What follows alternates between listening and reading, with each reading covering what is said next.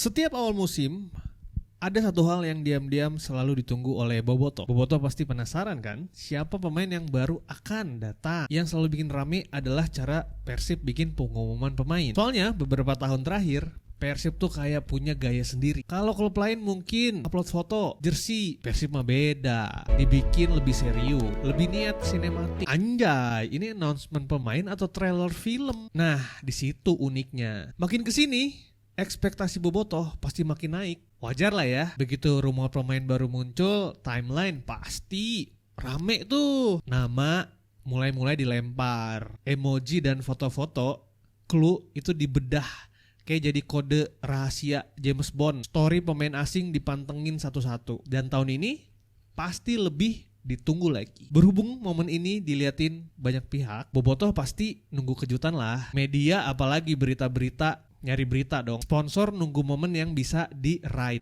Persib siapkan rekrutan baru.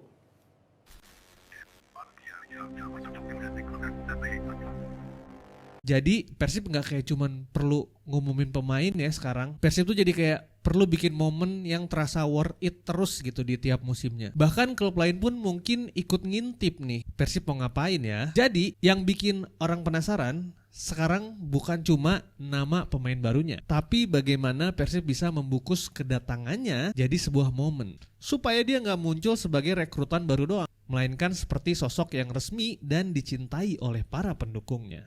Oke, kita bahas tahun lalu dulu ya, 2025. Tahun lalu Persib lumayan gila sih dalam urusan announcement. Pemain baru tuh bisa muncul di kartu pos, bisa ada di Megatron, LED, di Dago, dibahas di acara TVRI nasional. Petok! Bahkan vibe-nya bisa sampai ke media yang lebih luas kayak media cetak. Jadi bukan cuman konten Instagram biasa. Ya oke lah, saat pemain baru diumumkan dengan cara yang niat, fansnya gak cuma jadi nonton, fansnya pun ikut merasakan momennya. Selain itu bisa nunggu rumor naik kan. Jadi ada spekulasi yang terjadi. Spekulasinya ya bahas-bahas pemain atau nama-nama yang mungkin akan datang. Dan begitu reveal-nya keluar, saking menariknya, momen itu pasti akan dibawa ke postingan masing-masing dari kita dan bahkan yang bukan fansnya ikutan posting. Apalagi di era sekarang ya, itu penting banget. Karena klub sepak bola bukan cuman bertanding 90 menit di lapangan. Di luar lapangan, klub juga hidup dari sebuah cerita. Dan yang kalau fansnya merasa bagian dari cerita itu, mereka bakalan aktif mendukung. Nah, dilemanya, karena tahun lalu Persib bikin yang standar yang tinggi banget nih, tahun ini tantangannya jadi lebih berat. Jujur, kalau biasa aja orang bisa merasa kurang. Kalau terlalu berlebihan, takutnya malah jadi gimmick. Jadi harus pas. Harus ada rasa wow tanpa kehilangan marwah klub. Menurutku salah satu konsep yang paling kuat, ini kalau mau ngasih ide, pemain baru harusnya nggak jadi cuma nama yang ditampilin doang, tapi kita bikin sebagai karakter resmi yang terlibat di dalam universe ceritanya Persib. Bayangin ya, video dibuka dengan suasana gelap, stadionnya kosong, lampu tuh nyala satu-satu, tek tek tek tek tek gitu. Ada suara langkah di lorong. Lalu ada muncul teks, season baru dimulai. Tiba-tiba ada sosok nih masuk. Situasi yang harus dihadapi, tantangan yang akan dihadapi musim depan. Lalu muncul harapan bahwa musim ini bisa jadi sesuatu yang berbeda. Ini yang kedua, menurutku bisa jadi lebih out of the box lagi. Pemain yang baru tuh dikasih tahu lewat benda di kehidupan sehari-hari. Bisa jadi yang paling diinget tuh bukan visual yang paling megah, tapi ide yang paling gak kepikiran. Orang nih lagi beli kopi di warung kopi, pas struknya keluar, di bawah itu ada tulisan atau ada kode-kode tertentu. Misal nomor punggung atau inisial nama.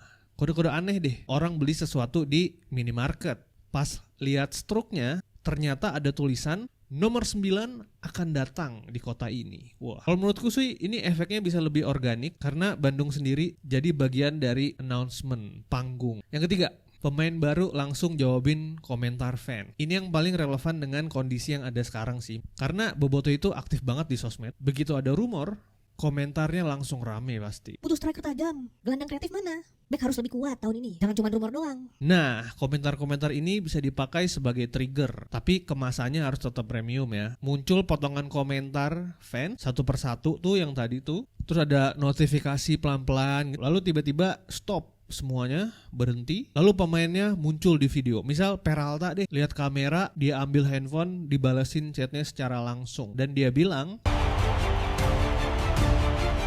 Sampai jumpa di Bandung. simple tapi kena. Karena fans merasa komentar-komentarnya didengar, momen reveal-nya ini jadi jauh lebih kuat. Keempat, sponsor masuk halus. Ini penting, announcement pemain bisa jadi tempat buat sponsor ya sekarang. Tapi hati-hati, jangan terlalu kelihatan jualan. Vibe-nya bisa jadi turun, jadi kurang. Misalnya sponsor bank nih, lagi di kantor bank ada satpam yang nyapa, ternyata pas dibuka topinya satpamnya Peralta misal. Atau ada yang mau bawa uang banyak, ngikutin kopernya di zoom gitu, dibuka pas dikira duit ternyata isinya Peralta misal gitu. Dalam sports marketing, sponsor yang bagus bukan cuma muncul logonya, tapi ikut menciptakan pengalaman. Dan kalau pengalaman itu keren, fans nggak merasa sedang nonton iklan. Tapi tetap ya, cuman ngingetin satu hal aja sih. Ada satu hal yang menurutku harus dijaga. Jangan sampai announcement yang keren bikin kita lupa hal yang paling utama. Persib tetap dinilai di lapangan. Kreativitas announcement itu nggak bisa berdiri sendirian. Dia harus ditopang oleh hal-hal yang memang nyata. Main yang kualitasnya jelas. Fasilitas kedepannya makin serius. Tim yang dibangun dengan arah. Manajemen yang lebih matang. Dan prestasi yang bukan cuma dijanjikan. Gimik bukan pengganti kualitas. Karena pada akhirnya, Bobotoh bisa senang dengan video yang keren, tapi yang ditunggu tetap hal yang sama. Persib yang kuat, Persib yang profesional.